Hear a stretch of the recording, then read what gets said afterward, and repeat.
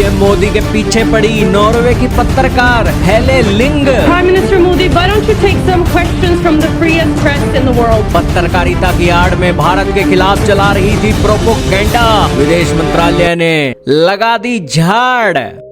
Let me answer the question. Please don't interrupt me. Please don't interrupt me. You ask me a question, please. This is my press conference. You ask why should a country trust India? जी हाँ दोस्तों, 43 सालों के बाद भारत का प्रधानमंत्री Norway गया है और नॉर्वे ने भारत के प्रधानमंत्री नरेंद्र मोदी को अपने देश का सबसे सर्वोच्च सम्मान दे दिया है। लेकिन इस सर्वोच्च सम्मान और भारत की बढ़ती हुई ताकत को देखकर लिब्रांडू भारत से जल उठे हैं।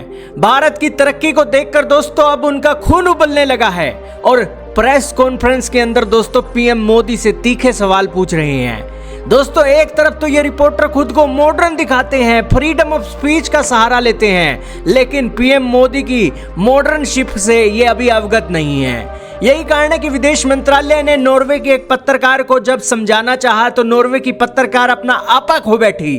आपा खोने के साथ साथ दोस्तों लगातार क्वेश्चन करने लगी और इसके ऊपर विदेश मंत्रालय ने उन्हें जमकर फटकारा। दोस्तों ये मामला शुरू होता है जब भारत के प्रधानमंत्री नरेंद्र मोदी अपने नॉर्वे का सबसे सर्वोच्च सम्मान लेकर नॉर्वे के पीएम के साथ प्रेस कॉन्फ्रेंस कर रहे थे। यहाँ पर नॉर्वे की एक महिला पत्रकार जिसका नाम हेले लिंग है वो भी पहुंची हुई थी और आखिर में जब प्रेस कॉन्फ्रेंस समाप्त हो गई, पीएम मोदी जाने लगे तो हेले लिंग ने उनसे क्वेश्चन पूछ लिया कि मोदी साहब आप फ्री प्रेस का जवाब क्यों नहीं देते हैं। तो इसके ऊपर बिना जवाब दिए पीएम मोदी निकल चुके, क्योंकि दोस्तों पीएम मोदी ने उस समय प्रेस कॉन्फ्रेंस को समाप्त करके वहां से निकलने का उनका शेड्यूल था, उनका प्रोटोकॉल था। पीएम मोदी अक्सर विदेशी दौरों पर प्रेस कॉन्फ्रेंस नहीं करते हैं। जब भी कोई क्वेश्चन आते हैं तो भारत का विदेश मंत्रालय उनके आंसर करता है और भारत के प्रधानमंत्री से जवाब लेने के बजाय भारत का विदेश मंत्रालय उन्हें बेहतरीन जवाब दे सकता है। वैसे भी भारत के प्रधानमंत्री प्रेस कॉन्फ्रेंस के अंदर इसलिए जवाब नहीं देते हैं क्योंकि पीएम मोदी का मानना है कि आज के समय में अकेला प्रेस कॉन्फ्रेंस ही सवालों के जवाब देने का एक मंच नहीं है। आज के मॉडर्न वर्ल्ड के अंदर, आधुनिक युग के अंदर सोशल मीडिया है, रैलियां हैं, जब भी कोई मीटिंग होती है तो वो एक अपने क्वेश्चनों के आंसर करते हैं और इतने विशाल देश होने के कारण मीडिया के हर एक क्वेश्चन का आंसर भारत का प्रधान सेवक प्रधानमंत्री हर समय नहीं कर सकता। इसलिए विदेश मंत्रालय की भी सहायता लिया जाता है, इंटरव्यू के भी सहारे लिए जाते हैं और इसी के साथ समय समय पर भारत के प्रधानमंत्री लोगों की एक क्वेश्चन को लेकर जवाब भी समय समय पर देते रहते हैं। लेकिन इसी बीच दोस्तों हेले लिंग ने वो क्वेश्चन पूछ लिया।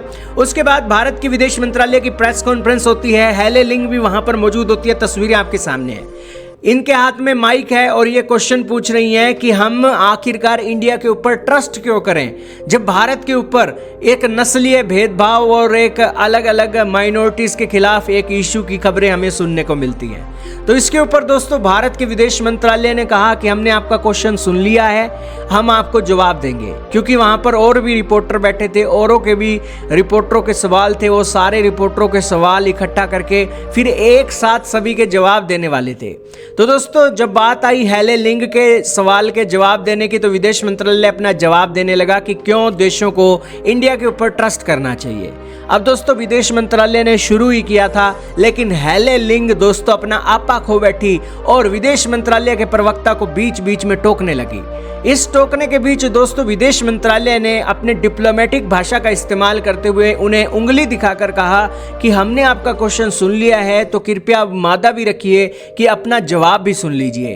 क्योंकि दोस्तों ये प्रोपोगेंडा फैलाने वाले जर्नलिस्ट दोस्तों पूरी बात नहीं सुनते हैं, अधूरी बात सुनते हैं और फिर अपना प्रोपोगेंडा का मसाला दे मारते हैं और ये मसाला दोस्तों एक डिप्लोमेटों के सामने नहीं चल सकता है। यही कारण है कि विदेश मंत्रालय के डिप्लोमेट्स ने दोस्तों अपनी डिप्लोमेसी का डंका बजाया और उस पत्रकार को वहीं पर चुप करवा दिया और यहाँ पर दिखा दिया है कि भारत जैसे विशाल देश के खिलाफ अगर आप प्रोपोगेंडा चलाने की कोशिश करोगे तो बख्शा नहीं जाएगा और आपको मुंह तोड़ जवाब दिया जाएगा, भले ही आप विदेशों के पत्रकार हो।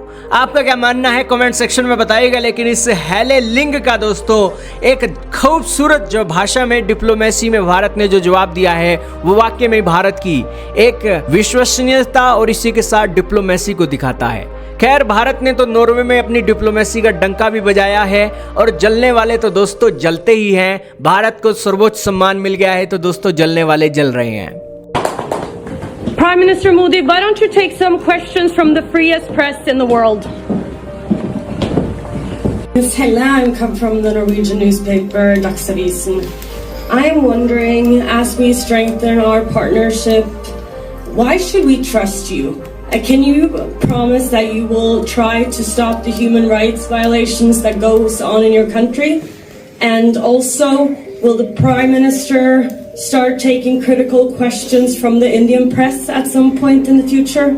And also, if possible, I would like you to answer straight away. Okay. Right now.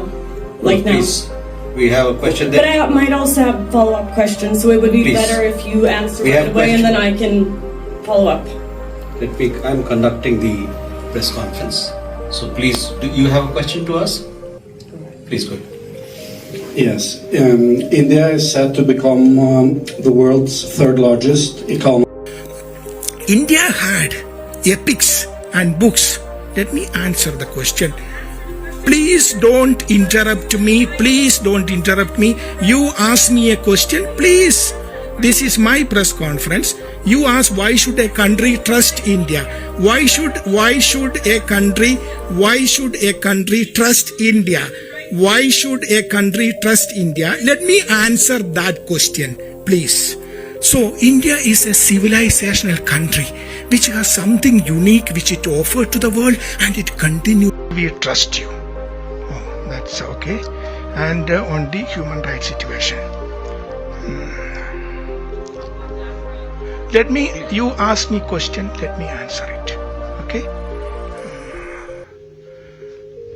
Let me give a background of what India is and why should the world trust India. Let us look at the few challenges that the world faced in the last few years. COVID was a big challenge the world faced. And how do you test the trust on a country? One, what is a country? A country today has 4 elements.